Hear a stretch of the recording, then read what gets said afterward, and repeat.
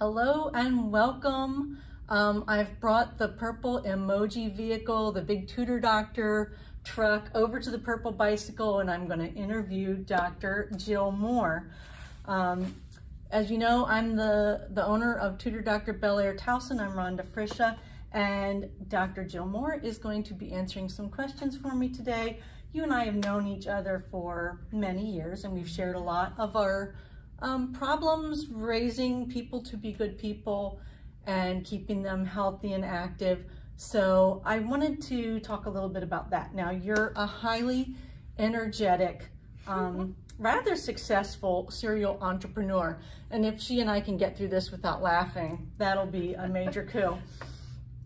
So some of our viewers may only know you from your chiropractic business, and some of the viewers may only know you from your process art studio, and some others from your nutritional business. So I do want to give you a chance to kind of incorporate all of that. I think a couple common threads running through that are that, like I said, you've always been successful in what you do, and I think a lot of that is kind of drawing upon your need to help people and your faith and other good qualities about you. And I think the other thing is kind of this science behind the mind-body connection, and I'm sure the spirit connection in there as well. So I wonder if you can talk a little bit about that and tell us what the science is behind the mind-body connection. Awesome. Well, first of all, thank you so much for being on here and listening to this and having me here. It's just so fun. And I have always enjoyed health. The body has always been something I've been very passionate about, even from a young age when I took anatomy and physiology in high school, right over here at Bel Air High School. So I was just amazed. How did the body know how to do all these things, but I didn't know how it did all these things? Like that was so profound and amazing to me, and I just really wanted to dive into that. And so I was always involved in athletics. I went on to University of Maryland, College Park, and got my bachelor's degree, in kinesiology. Continued to study the function of, the human form, and went on to chiropractic school out in Minnesota, and went on to practice for, I've been practicing now for 13, almost 14 years, and the body is just so amazing, and its ability to heal and regulate itself. You give it good stuff and good stuff comes out. And, I think health and really understanding how the body works and how we operate in this community and as a system really changed for me when I became a mom, to be perfectly honest. And I think you probably have seen that too. I have 3 girls, and they are all over the map. They're just totally different people. And, how do I raise a healthy human being, and how do I be a healthy mom to be able to raise a healthy human being? And they all have our own things. Like, one thing I really realized in my education and in clinical practice was that everybody has a thing, nobody wants the thing that they have. They always want the other thing, like, why do I have to have this thing? And I'm like, well, your pancreas works, like, you don't have diabetes, but you do have low back pain, or like, you don't have headaches, but you do have plantar fasciitis, or like, your kid has anxiety, but they're brilliant, and super compassionate. Or like, I remember always defining myself in sports so much. It was such a huge integral part of who I am, that if I felt like my kids didn't have that, they were missing out. And my kids do love athletics to some degree, and everybody's different in their skill level, and there's always competition out there. But what I realized is that my kids have so many skills and so many talents, and how do I foster that? And how do I create a team of people to support raising healthy kids? And that's one thing that's really my mission, is growing healthy families through, through understanding, that chiropractic lifestyle of, the body, structure determines function. And again, what you put into it is what you get out of it. The 3 reasons that you become sick is really due to physical, chemical, and emotional stress. And so I've always been on the mission, and just to be able to help people address those 3 things. And so obviously the physical part is so important, and education is a huge piece. I know my oldest daughter has some attention issues, and so I love what the Tutor Doctor really does for people, in that they really dive in and serves the person and how they learn, And I know that was a big piece for me as learning. I'm a kinesthetic learner. I know some people are more auditory, and I'm sure you can talk more about that too. But so anyway, that's a little bit who I am. And the art piece was just that really the emotional component just really brings it all together. It's a great place to form self-confidence and self-identity. And it really represents, you know, something that's really for everybody. Like everybody could and should integrate art into their life. But I think it's often underrepresented, and I wanted to be able to bring that into the community. That's wonderful.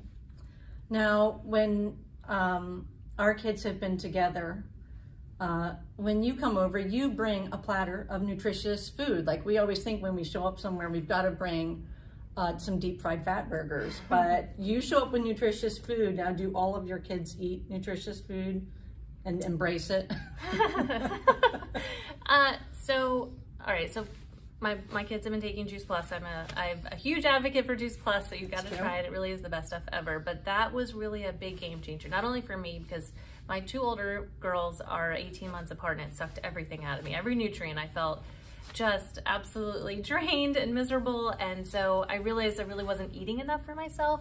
You know, I was often giving it to them. I'd cut up some strawberries and give it to them. I wasn't taking the time to feed myself. So I have, since giving it to them, honestly, they do eat a variety. They will eat salad, they do love a lot of variety, I'll say that. Now, they are still kids, and the American lifestyle is a tough one to battle. And so, just like I'm sure you notice in Tutor Doctor with electronics, you know, it's like, it's a horrible, it's a battle, you know. It has a lot of pros and then cons. I was trying to get my middle child to work on his essay about the addiction of electronics, and I couldn't drag him away from Fortnite in order for him to do so. But kudos for Juice Plus for coming out with the chewables for the kids who have issues with swallowing pills. Yes, and for adults too. Yeah, that's probably true. But yes, but anyway, I feel like because they get it regularly through that, they do crave it more often. Yes, my youngest has definitely a carb addiction, and that just feeds itself. You know, the more you eat nothing but carbs, the more you crave nothing but carbs. So introducing something else to the mix definitely changes things for their bodies. Yeah. Speaking of their little bodies in their virtual learning, this is a common site I see at my house. What do you think about that, putting on your chiropractor hat? Yeah. What do you think about the kids just sitting in front of a screen all day for like the whole year, the whole past year plus? Yeah, it's pretty detrimental. Sorry. There's actually someone, a fellow colleague actually created the name text neck, which you probably maybe heard. I think he made an app that if your like head is further down while you're watching your phone, it's going to give you an alert. But you're really becoming very deconditioned. I'm noticing a lot more musculoskeletal issues with younger kids that you wouldn't normally see. I mean, our body's designed to move. Just imagine, I always try to put it in a point of reference that I feel like hopefully people can relate to. Just imagine running for as long as you stare at your phone. Like, this is still a physical act, right? Like maybe walking. How about walking, right? Because that's not as intense. But you couldn't walk for 8 hours a day, probably. I mean, you could, like if you probably lived in a more pedestrian lifestyle, but you would be so much healthier for it. Your body's designed to move. And it's also very stressful because as you're interacting with the screen, you're experiencing all different kinds of stress. But you don't have a physical outlet with which to release a lot of those stress hormones and chemicals that are being released inside your body. So one thing I just recently learned was an example of a story, and I'll share it just briefly, is there was a family and they owned a vineyard, and they had to save their crop because there was a freeze that was going to come, and they were stressed, and they stayed up all night trying to decide if it was time to go out and save these plants. And by doing that, they had to hand water each one. And so they were very stressed. Finally, the moment came. They knew they had to do it. They spent the whole night hand watering the crops, and they were able to save the large portion of their field. And what's really cool is that they went through a huge amount of stress, but their actual ultimate stress was lower than someone who would have just thought about it and didn't have any control and didn't have a physical action with which to create the change. So I am a huge believer in the kinesthetic learning. So I know, again, with Tutor Doctor, if you were to just take your stressors or your to-dos, something that feels like I have some control over this task and I can check it off, like a checklist, is very powerful. Even for kids who become very overwhelmed, if you write it down on a piece of paper, I know we love like the notes in our phone and all the digital things, but the brain pen to paper experience is very, very powerful. Not only for learning, I love taking notes, and I also have a little bit of ADD. Not that this is an ADD lecture at all, but most business owners tend to have that. I call it my secret superpower. But it really helps me to stay organized, and I know that even if I'm writing a note over here and a note over here and a note over here, I know my brain is still absorbing that information, way more and more likely to remember it, more likely to be at ease with the experience. So anyway, so the physical act in a stressful state is really, it's really important. So for kids, you know, try to get them away from their computers if you can, get them active. I would say a body in motion is more likely to stay in motion. A body at rest is more likely to stay at rest. It's funny you said that, because I call it inertia when our kids are, you know, in their math class online or whatever, and they come across a concept that they're not 100% grasping. And you can almost visibly see them shut down, because now their little screen they've been looking at, you know, thank you to the county for providing it, but it's really little. The little screen they've been looking at just becomes like a smaller and smaller point of their focus once that inertia sets in, because they've sort of shut down. I didn't get this, so I can't possibly get the next thing. So that's a lot of what we're focusing on with the tutoring, is filling in those knowledge gaps that have happened while the kids were a little bit absent. Mm-hmm. Yeah, and I'm sure that, I mean, I've talked to so many different teachers who are giving it, I mean, God, hats off to all educators right now. I mean, as a business owner this year, it's been a huge learning curve, and emotional resilience is like all you got to hang on to, and your faith that everything's going to be okay, and it's going to be what it'll be. We're always taken care of, but the educator's ability to continue to adapt has been like super admirable. They're amazing. I get a really unique insight, because some of my tutors are, you know, students learning education. Some of them are current teachers, some of them are former teachers, some of them are actually assistant principals and principals, believe it or not.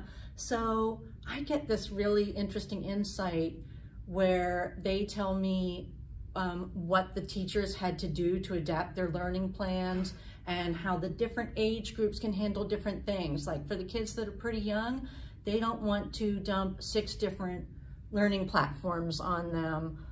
Let's let them focus on their core learning that is really important. And then for the older kids, we'll have them, you know, incorporate all the different platforms and then have to learn all those different logins and everything.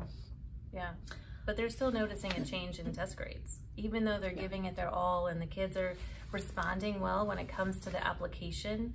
They're definitely seeing like their reading scores aren't as high, their math scores aren't as high. I mean, we all have to do a little makeup right now, and I think it just takes every resource putting the puzzle together.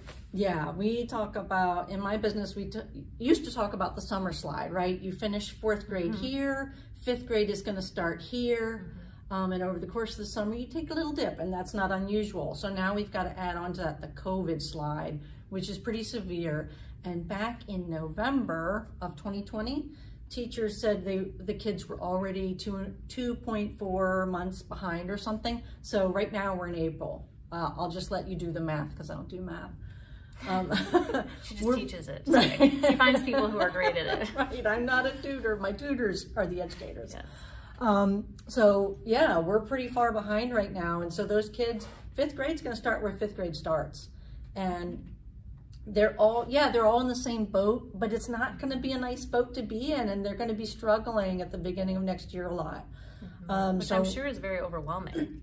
Yes, overwhelming for students, parents, and teachers. You know, the teachers have got to start teaching where the curriculum begins, whether the kids are there or not. So, how are you seeing your clients being embraced one-on-one, being able to really overcome those hurdles faster? That moment of, I don't know what to do, like helping them feel settled to be able to move forward. Do you feel like they're grasping the information better? Yeah, so a big part of that is confidence, believe it or not. That when that kid suffers from that inertia and shuts down, It's really a lack of confidence. And if they were uncomfortable at all raising their hand and saying, I don't get it, I think they're doubly uncomfortable in the virtual classroom. Having to say, can we all stop, put on the brakes, and you go over that one more time because I didn't get it again.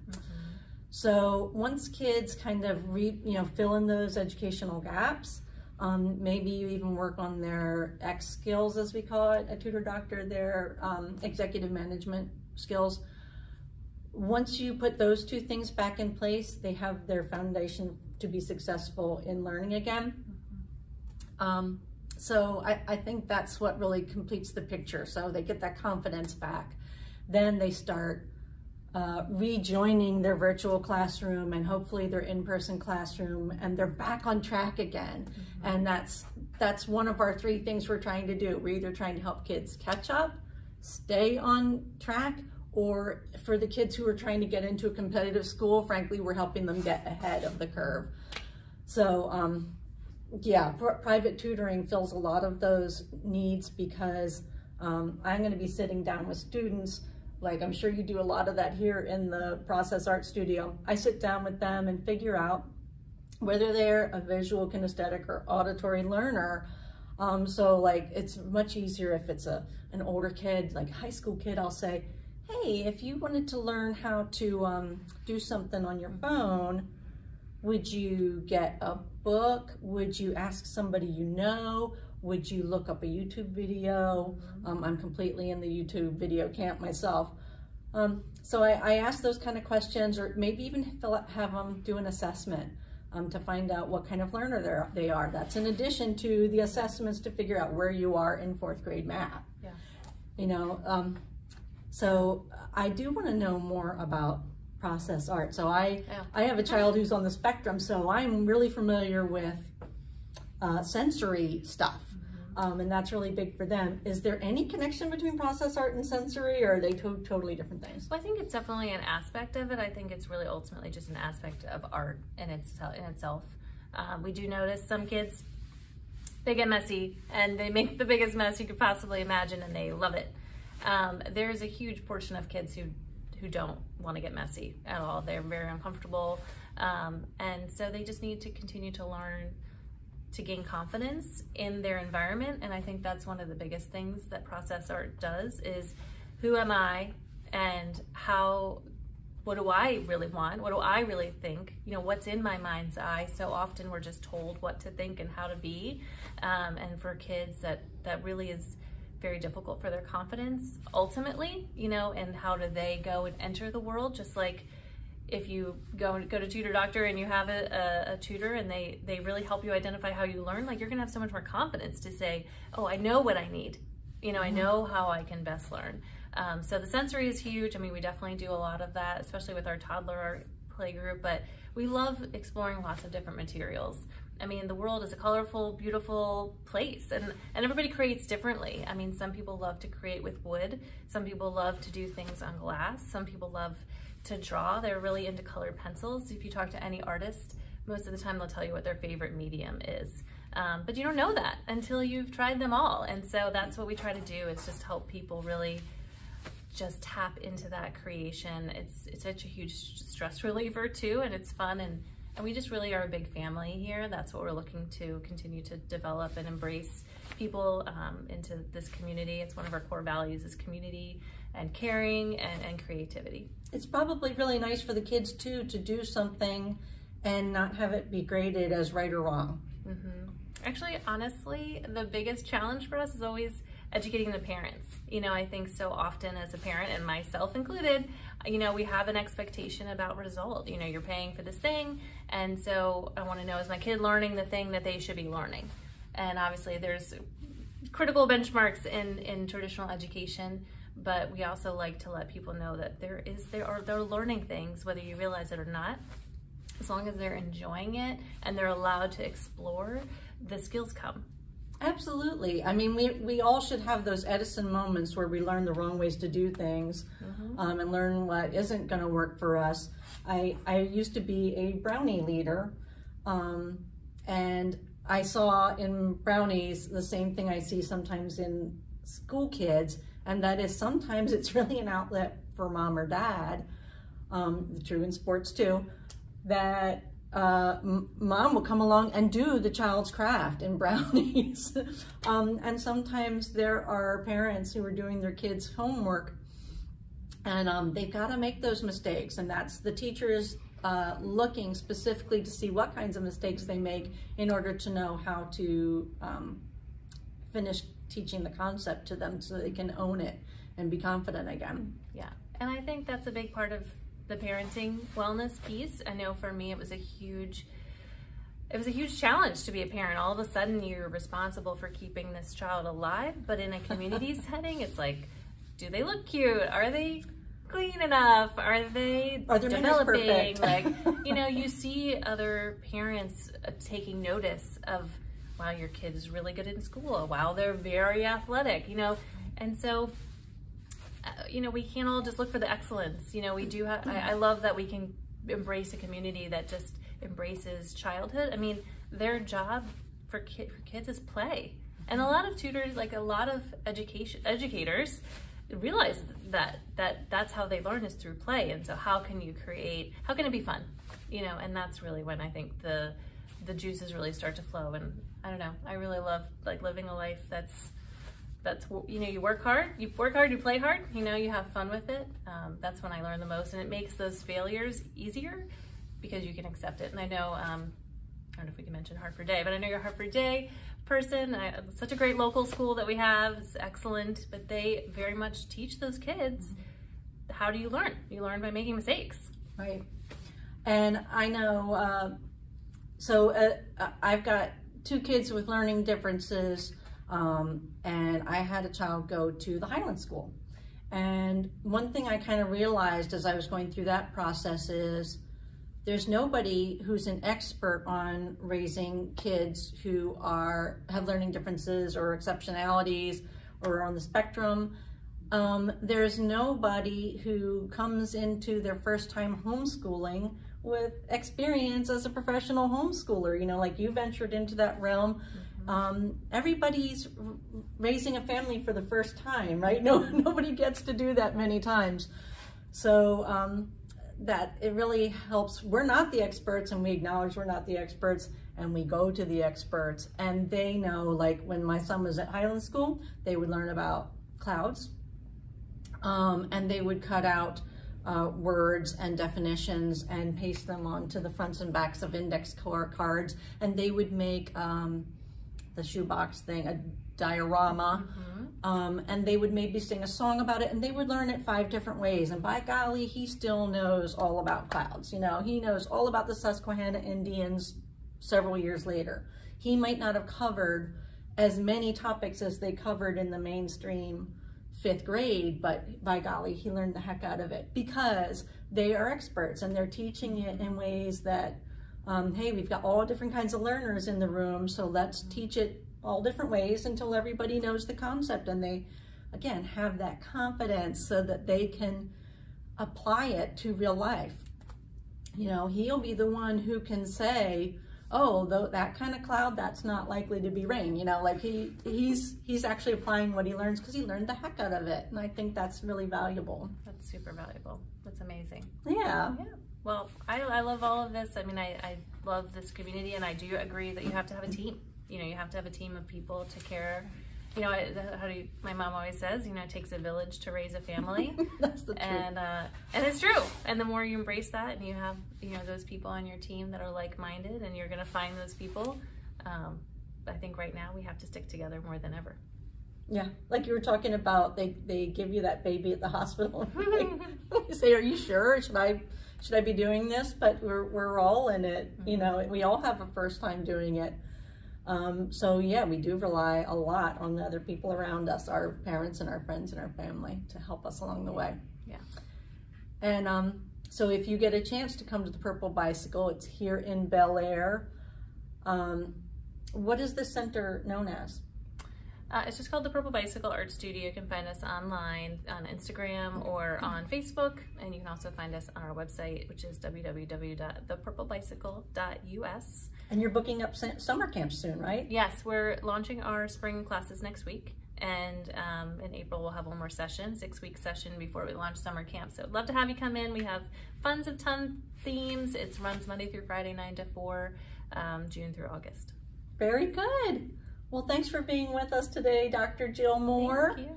And I hope you'll subscribe to our various outlets, our various social media outlets, so you can learn more gems like this. Yeah, and if you know of anybody who could benefit, definitely pass them our way. Thank you.